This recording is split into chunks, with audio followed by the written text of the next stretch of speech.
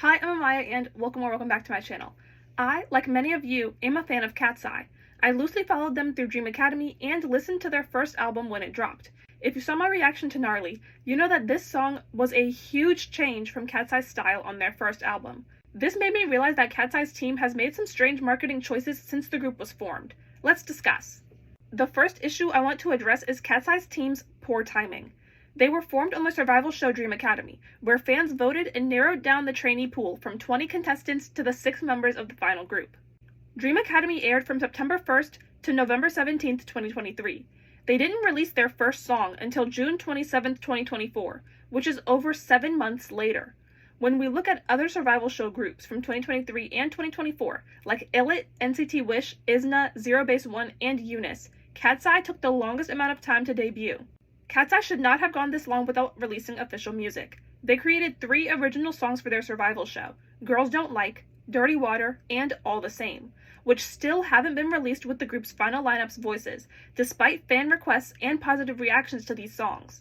The 7-month break between Dream Academy and debut would have been the perfect time to release these songs, giving fans a sample of what the group sounds like together before releasing new music. Another show centered around the group, Pop Star Academy Katseye, showed the training process the girls went through. All 8 episodes aired on Netflix on August 21st, 2024, 5 days after their first EP, Sis, Soft is Strong, was released. Why not premiere the show a few weeks earlier to generate buzz for the group before their album release? I also see a few problems with Katseye's music. First is their nonsensical lyrics. Gnarly and Debut have a strange way of phrasing things. Gnarly is already dated, with phrases like gang gang gang and hottie hottie like a bag of talkies. Debut tries to come across as trendy, with lines like, I don't need no 1, 2, 3, no bourgeoisie. We ain't flexin' babe, we do what we do. And found myself some baddies, bout to turn it to 100. And I love Tonight I Might.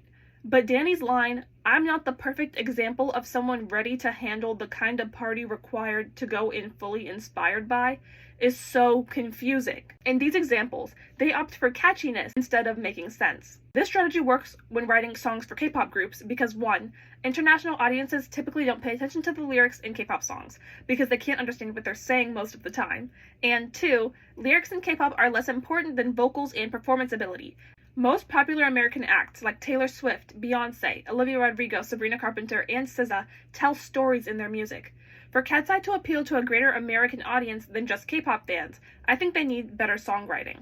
The second issue with their music is that it's too short. This year, on the anniversary of Debut's release, they're dropping their second EP, Beautiful Chaos, which will feature 5 songs. Katseye needs to release a full album soon if they plan on touring in the future. This is because all of their current songs range from 2 minutes and 3 seconds to 2 minutes and 36 seconds, meaning you can listen to all 6 of their songs in just 14 minutes. Another reason I suggest longer songs for Katseye is because if they want to keep up the experimental sound from Gnarly, their songs need to be longer to make them less jarring. The next problem is that Katseye needs to find their audience. When we look at their songs, Debut and Touch are completely different from the raunchiness of Gnarly. Any kid or tween who listened to their first album will likely not be able to listen to Gnarly. Originally, Katseye tried to have a more family-friendly image, with them avoiding cursing on their live streams and in their songs, except for one time in Tonight I Might. However, they got rid of this around Gnarly's release. Additionally, Gnarly is too experimental to be general public friendly. A song like this should have been their debut if this is the direction they're going in, or released years down the line once they've already established themselves. Another problem with Katseye is group identity. Self-producing groups like 17, Stray Kids, and Idol get to control their image and musical identity.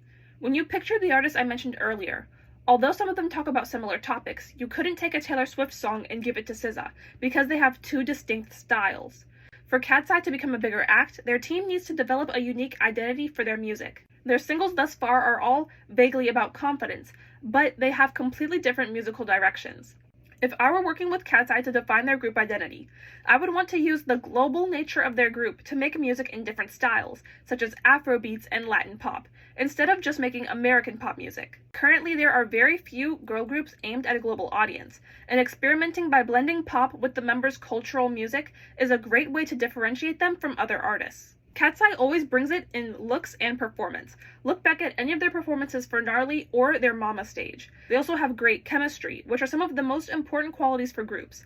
If they work on the problems I mentioned earlier, they could be a household name like Fifth Harmony in the 2020s. What do you think? Should Katseye take my advice? Let me know in the comment section. While you're there, like, comment, subscribe, and check out my social media accounts linked in the description box. Thanks for watching. Bye!